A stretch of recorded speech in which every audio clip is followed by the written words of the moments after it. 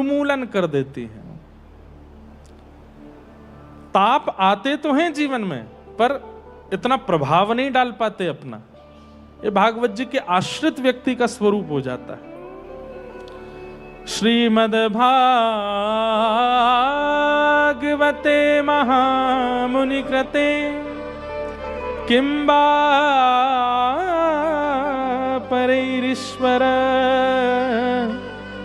सद्यो हृद्यवरुध्यते त्रिकृतभि शुश्रूषुभिस्तत्क्षणा।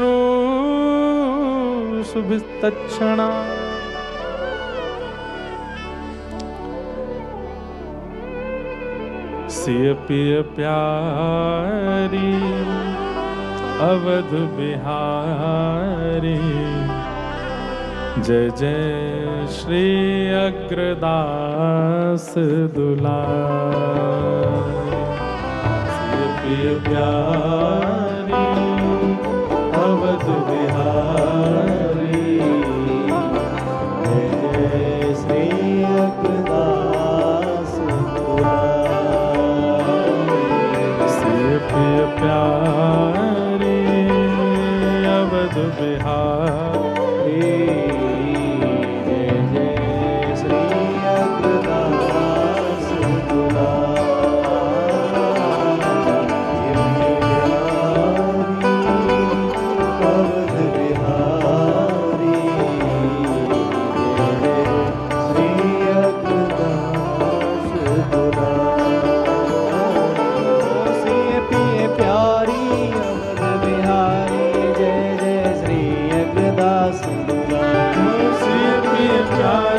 अवध बिहारी जय श्री अग्रदास दुलारी। सिय पिय प्यारी अवध बिहारी जय जय श्री अग्रदास दुलारी। ओ सिय पिय प्यारी अवध बिहारी जय जय श्री अग्रदास दुलारी। ओ सिय पिय प्यारी अवध बिहारी जय जय श्री अग्रदास दुलारी। सिय पिय प्यारी अवध बिहारी जय जय श्री अग्रदास दुलारी। पिय प्यारी अवध बिहारी जय जय श्री अग्रदास दुलारी। सिय पिय प्यारी अवध बिहारी जय जय श्री अग्रदास दुलारी। पिय प्यारी अवध बिहारी जय जय श्री अग्रदास दुलारी।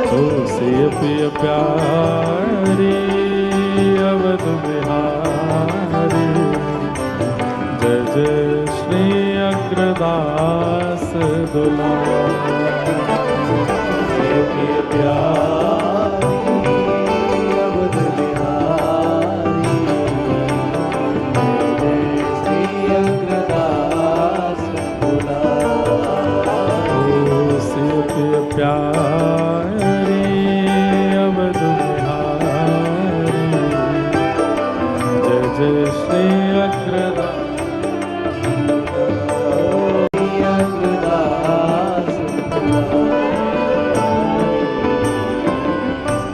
बोलो श्री जानकी नाथ भगवान की जय। आज सिय पिय मिलन महोत्सव के द्वितीय दिवस के इस पावन बेला में हम आप सब पर कृपा करने के लिए श्रीमद् वल्लभाचार्य जी महाराज पधारे हैं। उनके पावन युगल चरणों में बारंबार प्रणाम करते हैं। साथ ही हम आप सब लोगों को दर्शन देने के लिए अब कथा सत्र में हमारे पूज्य महाराज जी भी पधारे हैं। महाराज जी को भी बारंबार प्रणाम करते हैं, वंदन करते हैं। कितना बड़ा सौभाग्य है हम आप सब लोगों का। और एक बात अगर हम कह दें तो इसमें कोई अतिशयोक्ति नहीं है। कल विचार कर रहे थे, कल हमारे मुख से निकला कि श्री गलता जी में भक्तमाल ग्रंथ का प्राकट्य हुआ, पर महाराज जी ने फिर संशोधन किया। बोले आज्ञा वहाँ हुई पर भक्तमाल जी का प्रादुर्भाव तो रेवासा में ही हुआ, रेवासा में ही प्रकट हुई। अब आप लोग विचार कीजिए, जो रेवासा में रहने वाले जो लोग हैं और जो यहाँ के जितने भी वैष्णव जन हैं, और ये रेवासा की भूमि कितनी पवित्र है, क्योंकि श्री नाभाजी जिन जिन महापुरुषों का चिंतन करते, जो जो उनके चित्त में आते जा रहे हैं वे उनका भाव प्रकट कर रहे हैं।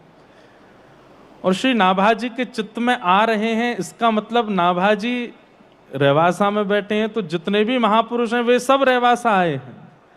भक्तमाल में प्रकट हो रहे जितने भी महापुरुष हैं उन सबका यहाँ पर आगमन हुआ है। और कहाँ से प्रारंभ करें?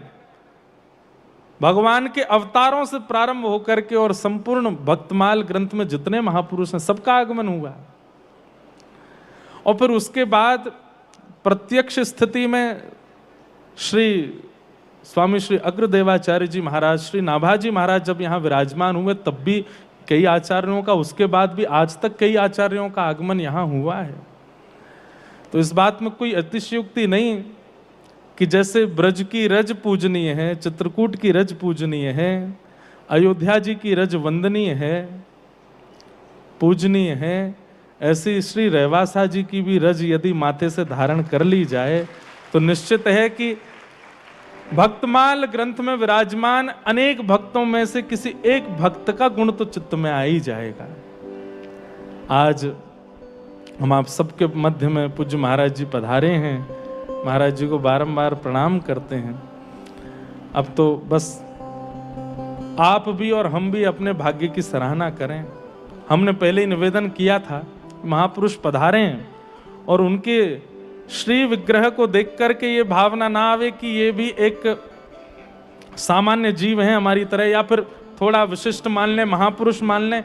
महापुरुष से भी ऊपर उठिए, साक्षात श्री जानकी नाथ जी युगल ही एकाकार रूप में पधारे, ऐसी भावना। गिरधर जब अपनों करी जाने, ताको मन भक्तन की सेवा, संत चरण रज सदा लुभाने। गिरधर जब अपनों करी जाने, ऐसे आचार्य चरण विराज रहे हैं, पधारे हैं, उनको बारंबार प्रणाम करते हैं। हम लोग चर्चा कर रहे हैं और विषय अधिकारी, संबंध और प्रयोजन, चार भावों की पुष्टि हो रही है।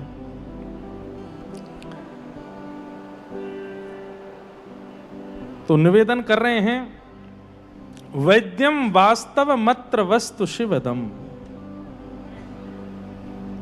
ठाकुर जी से संबंध होना, और वो भी कैसा कल्याणकारी। ठाकुर जी से संबंध कल्याणकारी ही होता है,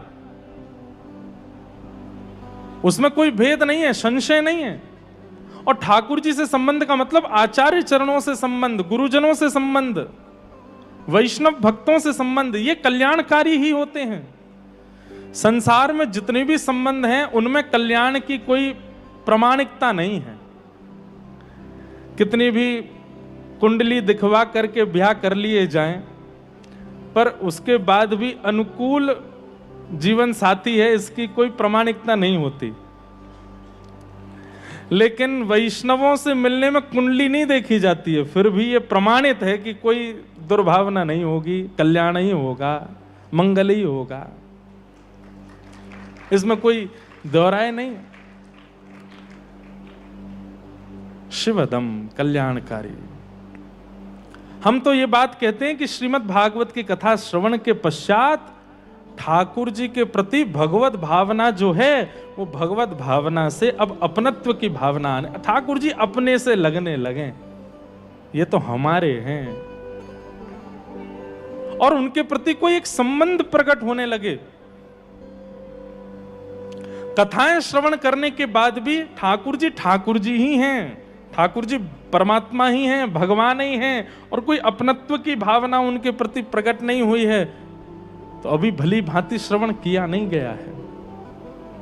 ठाकुर जी के प्रति कोई संबंध दिखने लगे, कोई अपनत्व की भावना आने लगे।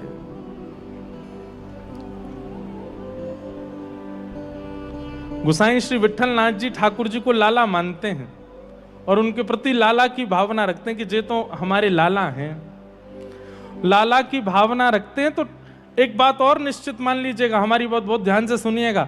आपने ठाकुर जी से कही कि ठाकुर जी आप हमारे ये हैं, तो फिर आप एक समय में भूल सकते हैं, ठाकुर जी नहीं भूलते। ठाकुर जी उसी संबंध का निर्वहन करते हैं। याने मोकू लाला मानो। अब कभी कालांतर में अगर आपने ठाकुर जी को परमात्मा मान भी लिया तो ठाकुर जी फिर भी आपके लाला ही रहेंगे। वो यूं कहेंगे तुम परमात्मा मान रहे हो पर तुमने माना तो लाला है, हम तो लाला जैसा ही व्यवहार करेंगे। दूध औटा के लेके आए हैं, सुंदर ठाकुर जी को भोग पधरा रहे हैं। जैसे पर्दा कियो कपाट लगाए हैं तो ठाकुर जी आके गोद में बैठ गए गोसाई जी के, और ठाकुर जी कहने लगे तातो है ने ठंडो करके पिवाए दो। तो गोसाई जी एक पात्र में लेकर के और दूध ठंडा करके ठाकुर जी को पिवा रहे हैं। जैसे एक छोटो बालक लीला करे वैसी लीला कर रहे हैं ठाकुर जी। क्यों? क्योंकि गोसाई जी की भावना लाला की है। जैसे दुग्ध पान कराने लगे तो ठाकुर जी ने मुंह बना लियो। गोसाई जी बोले जय जय कहा भय हो? बोले या में मिश्री ने कम पड़ी है, खाण ने कम है, मीठो कम है, या ने और मीठो करके लाओ। गोसाई जी बोले अच्छा जय जय अब ही जाऊं ने विराजो। ठाकुर जी फिर से अपनी स्थान पर विराजमान हो गए, भीतर गए, नेक और माँ में मिश्री सिद्ध करके लाए। आए जैसे ही ठाकुर जी फिर से आके सहज है के गोदी में बैठ के बोले अब पिवाए दो। जैसे ही पिवाने लगे तो ठाकुर जी ने फिर मुंह बनाया। गोसाई जी बोले अब कहा भयो? बोले अब मिश्री ज्यादा है गई है, मेरे होठ चिपक रहे हैं। गोसाई जी बोले कैसी लीला करे? ये इस कथा से क्या सिद्ध हो रहा है? हम ठाकुर जी के सामने भोग पधरा देते हैं, ठाकुर जी के सामने सामग्री पधरा देते हैं, जैसी भी बनी हो। कभी कभी पाने के बाद अनुभव होता है, जब प्रसाद पाते हैं तो फिर अनुभव होता है अरे इसमें तो नमक कम रह गया, इसमें तो ये। उस समय मन में आती है ठाकुर जी ने एक बार भी नहीं कही, लेकिन गोसाई जी को ठाकुर जी बोल देते हैं या में मिश्री कम है ने मिलाए के लाओ। क्यों? क्योंकि संबंध मानते हैं ठाकुर जी। और मैं फिर से कहूंगा आप संबंध मान लेंगे तो आपसे चूक हो सकती है संबंध निभाने में, ठाकुर जी से चूक नहीं होगी। ठाकुर जी निभाते हैं। 2-3 बार ऐसी है कि कभी कहें दूध ज्यादा है, तातो ज्यादा है, ज्यादा सीरो है गयो है, या में ज्यादा मिठास है, न कम मिठास है। गोसाई जी गए, जाकर के दूध लेके आए, एक पात्र में मिश्री अलग से धर दी, दूध अलग धर दियो। बोले जय जय सुनो, खुद मिलाओ और अपनी अनुकूलता से बना के पी लो। तो ठाकुर जी कहा बोले मैं कैसे पी लूंगा, मैं तो लाला हूं, मुंह पे मिश्री मिलानो आवे ही ना है, मैं तो लाला हूं, आप ही मिला के पिवाओगे। इन संबंधों का निर्वहन बंधुओं, अब ये तो एक बात हमने बताई, कितने संबंध माने भक्तों ने ठाकुर जी से, और इन संबंधों को मानने की स्थिति प्रकट होती है भागवत जी की कथा से। भागवत का कोई आश्रय ले ले, गुरु वचनामृत को भली भांति श्रवण कर ले, तो उसके चित्त में अपने आप भावना प्रकट होने लगेगी। ठाकुर जी कौन दिख रहे हैं, ठाकुर जी के प्रति कौन सी भावना प्रकट हो रही है। वैद्यम वास्तवमत्र वस्तु शिवदम, कैसा संबंध? कल्याणकारी। तापत्रयोन्मूलनम, तापत्रयोन्मूलनम, तापों का उन्मूलन हो जाता है। ठाकुर जी से संबंध है जाएगा तो ताप का उन्मूलन होगा ही होगा। ठाकुर जी जब अपने है जाएंगे, अब संसार में एक व्यवहार है कि बड़े लोगों से संबंध बना के रखो, नेता राजनेता हो या और बड़े लोग हों, उनसे संबंध बना के रखो। क्यों भैया? कहीं विषम परिस्थिति आएगी तो ये हमारे सहायक बनेंगे। बड़े लोगों से संबंध हम इसलिए बनाते हैं, विषम परिस्थिति में हमारी सहायता करेंगे। ठाकुर जी से संबंध बन गया तो विषम परिस्थिति में ठाकुर जी सहायता नहीं करेंगे? निश्चित करेंगे। ठाकुर जी सहायक बनते, लेकिन आपकी स्थिति कैसी हो जाएगी? ठाकुर जी सहायता करेंगे पर आपकी इच्छा नहीं होगी कि वो सहायता करें। कुम्मन दास जी के चरित्र में आता है कि ठाकुर जी ने एक राजा के चित्त में भावना प्रकट कर दी कि श्री कुम्मन दास जी को संपत्ति दे आओ। कुम्मन दास जी की गोद में बैठे हैं ठाकुर जी, प्रेम से बात कर रहे हैं, बतिया रहे हैं। कुम्मन दास जी की दाढ़ी पे ऐसे हाथ लगा लें लाल जी,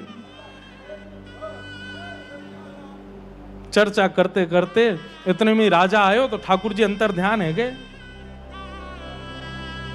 कुम्मन दास जी की स्थिति ऐसी नहीं है, उनकी यहां स्थिति ऐसी है कि तिलक स्वरूप लगाने के लिए भी कठौते के जल में देखना पड़ता है, आरसी भी नहीं है। और उस स्थिति में, उस परिस्थिति में एक राजा संपत्ति लेकर के द्वार पर खड़ा है और श्री कुम्मन दास जी कह रहे हैं अब तो यहीं अतेजन कहां चले गए, कछु तो कह रहे पतो ना कहां चले गए। राजा ने कही भगवान आप आज्ञा करें, मैं आपकी सेवा करने के लिए। अरे भैया ब्रज में घनेरे संत पड़े हैं, कोई की सेवा कर दे, तू मत देवे मुंह को कछु। बोले क्यों? बोले संपत्ति तू लेके आयो, ठाकुर जी मेरे मोते दूर है गए, या संपत्ति को दे जाएगा तो वो हमेशा के लिए यहाँ दूर रह जाएंगे, तू या को ले जा, मुझे नहीं चाहिए, मेरी सबसे बड़ी संपत्ति तो मेरे लाला हैं, वो कहां चले गए। तापत्रयोन्मूलनम, ताप तो है जीवन में, लेकिन वो विचलित नहीं कर रहा है कुम्मन दास जी को, वो व्यथित नहीं कर रहा है कुम्मन दास जी को। क्यों? संबंध है ठाकुर जी से। और ठाकुर जी को आपने अपना कुछ मान लिया, ठाकुर जी से कोई संबंध हो गया, उसके बाद भी संसारी विषयों से दुखी बैठे हैं, तो इसका मतलब है संबंध केवल आडंबर है, संबंध केवल नाटक है। मीराबाई के जीवन में कितनी विपरीतताएं प्रकट कर दी सबने, लेकिन मीराबाई कभी हताश नहीं हुई, कभी। गोस्वामी तुलसीदास जी के जीवन में कितनी विपरीतताएं आई, पर गोस्वामी जी कभी विचलित नहीं हुए, क्योंकि संबंध है ठाकुर जी से। और संबंध जब ठाकुर जी से हो जाता है तो उस संबंध के सुख के आगे, उस आनंद के आगे ये जितने भी ताप हैं, इनकी पीड़ा का अनुभव होता ही नहीं।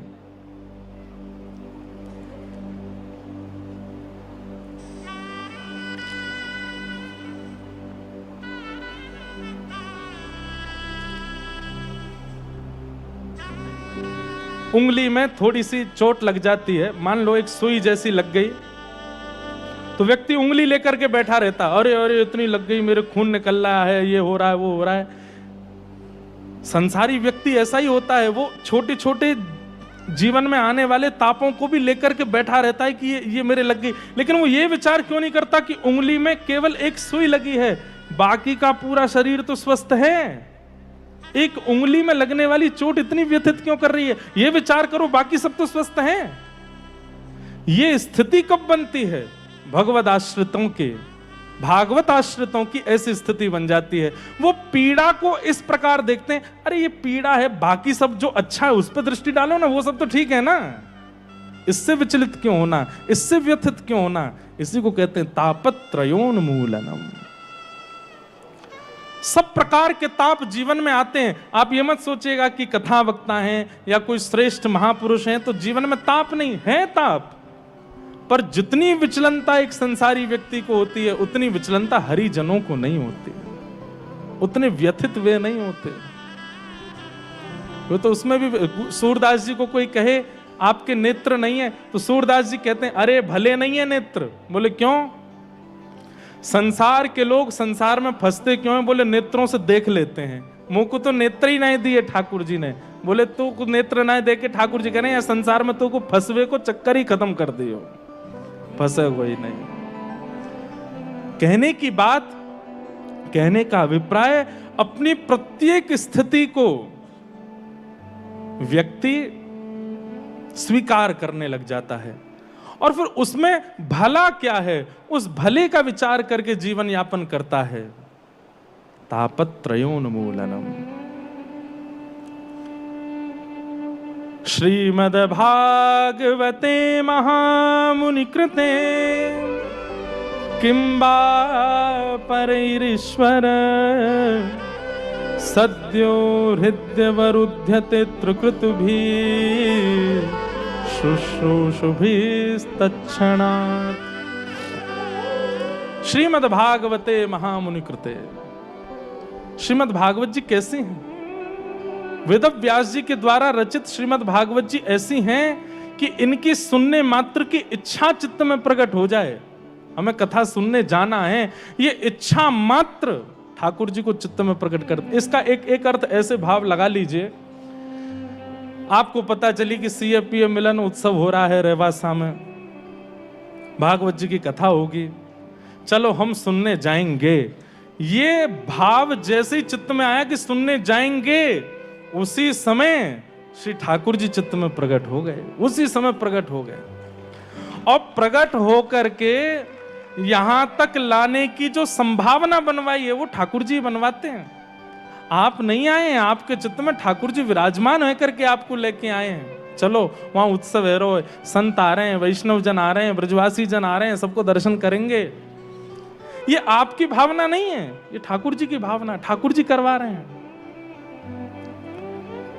जिस कथा की सुनने की इच्छा मात्र से ठाकुर जी चित्त में आ जाते हैं। हरिश चित्तम समाचरेत, ऐसी भागवत की कथा को हम बारंबार प्रणाम करते हैं। अब बात ऐसी है कि भैया ठाकुर जी चित्त में आ तो गए और 7 दिना तक विराजेंगे तो सही, पर असली बात यह है कि 8वें दिना से भी इनको विराजमान रखेगो कौन? कथा क्यों सुनाई जा रही है? वक्ता के द्वारा भावों की विवेचनाएं क्यों की जा रही हैं? कि भाई ठाकुर जी चित्त में आ गए तुम्हारे, अब बस ये विराजमान रहें, ये सदा विराजे रहें, इसकी कामना आपको करनी है, इसकी योजनाएं आपको बनानी है, इसकी परिकल्पना आपको करनी है। निगम कल्प तरोर गलितम फलम सुख मुखादमृतद्रव संयुतम पिबत भागवतम रसमालयम मुहुर्हो रसिका भुवि भावुका। वेद रूपी कल्प वृक्ष का पका हुआ फल है श्रीमद् भागवत। गलितम फलम, पका हुआ फल मतलब सेवनीय है, तुरंत सेवन करने योग्य है। और सुख मुखाद अमृतद्रव संयुतम, श्री शुकाचार्य जी के मुख लग जाने से अमृत तुल्य हो गए हैं, अमृत समान हो गए हैं। एक प्रकार से इस श्लोक में भावना ऐसी है, भाव ऐसा है चित्त का कि वक्ताओं को संकेत किया जा रहा है कि वक्ता को वक्तव्य देते समय श्री शुकाचार्य जी की तरह होना चाहिए, गुण सुखदेव जी जैसे होने चाहिए, सुख जैसे होने चाहिए। सुख का गुण होता है वो वृक्ष पर बैठ करके मीठे फल को ही खोजता है और उसमें चोंच लगाता है। व्यास मंच एक वृक्ष है, इस वृक्ष पर बैठ करके अन्य भावनाएं चित्त में ना रखे। कौन कौन सी भावना? धनार्जन की भावना ना रखे, बहुत धन मिले ऐसी भावना ना रखे। इस वृक्ष पर बैठ करके बहुत लोग हमारे हो जाएं ये भावना भी ना रखे। आजकल की भाषा में कहें तो फॉलोअर्स हो जाएं ये भावना भी ना रखे। यहां बैठकर के श्री शुकाचार्य जी की तरह विचार करे क्या कि ये वृक्ष है और इस वृक्ष पर अनेक योजनाएं हैं, पर हमें ध्यान क्या करना है कि इस वृक्ष पर सुंदर फल यानी कि भागवत जी हैं और उनमें सुंदर सुंदर जो बिंदु हैं उन बिंदुओं को स्वयं रसयुक्त करना है, स्वयं को लेना है, स्वयं ग्रहण करके आनंदित होना है और जितने सामने बैठे हैं सबको पवा करके आनंदित करना है। छोटे थे तो एक स्थिति होती थी कि नाना नानी दादा दादी कभी कभी फल लाते बाजार से, तो जो बहुत प्रिय नाती होता तो उसको बोलते तू ये वाला फल खा। तो क्यों? अरे इसमें तोते की चोंच लगी है, जो मीठो ज्यादा होएगो या को खाए ले। तो भावना आती क्यों? बोले तोते की चोंच लगने से फल मीठा हो जाता है। या फिर ऐसी भावना रखो कि तोता चोंच ही वही मारता है जो फल मीठा हो। दोनों बात है। लेकिन तोता जब चोंच लगाता है और चोंच लगाते ही चोंच बाहर करता है तो स्वयं तो रस लेता भी है पर दूसरों को भी रस आस्वादन करा देता है। वक्ता आम के वृक्ष पर कबूतर भी बैठता पर आम नहीं खाता, भोजन ढूंढता वहीं से। आम के वृक्ष पर चील भी बैठती है लेकिन आम नहीं खाती। लेकिन उसी आम के वृक्ष पर अगर कोई तोता पहुंच जाए,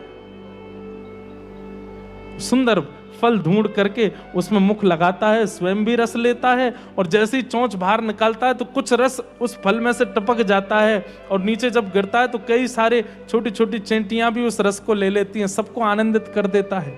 ऐसे ही वक्ता को भी चाहिए कबूतर की भावना से, चील की भावना से, आदि आदि भावनाओं से वृक्ष पर ना बैठे, व्यास मंच रूपी वृक्ष पर। यहां तो इसी भावना से बैठे कि हम सुख बने। ये भागवत रूपी फल सामने है, और कैसा फल है? बोले रसमालयम, जिसमें गुठली नहीं है, छिलका नहीं है, केवल रस ही रस है। इस रस को स्वयं भी पीवे और दूसरों को भी पिवावे। पिबत भागवतम रसमालयम, मोहर हो रस का भुवि भावुका। अच्छा, एक बात तो और, भागवत जी सुनने का विषय नहीं है, भागवत जी पीने का विषय है। पीना मतलब धारण का विषय है। केवल श्रवण करके यहां से चले जाएंगे तो कुछ प्राप्त नहीं होगा, लेकिन धारण करके जाएंगे, पी करके जाएंगे, भीतर विराजमान करके जाएंगे, तो कई बार सुनी हुई क्रिया से इतना कल्याण नहीं हो पाता, पर पी हुई वस्तु जो है वो अपना प्रभाव तुरंत दिखाती है। औषधि को सुना नहीं जाता, औषधि पी जाती है, पीते ही उसका प्रभाव होता है। ठीक वैसे ही केवल श्रवण तक यदि आप स्वयं को रखेंगे, कल्याण नहीं होगा, पीना पड़ेगा। कोई पिए रे पियाला राम रस का, कोई पी ले पियाला राम रस का, कोई पिए रे पियाला कृष्ण रस का, कोई पिए रे पियाला कृष्ण रस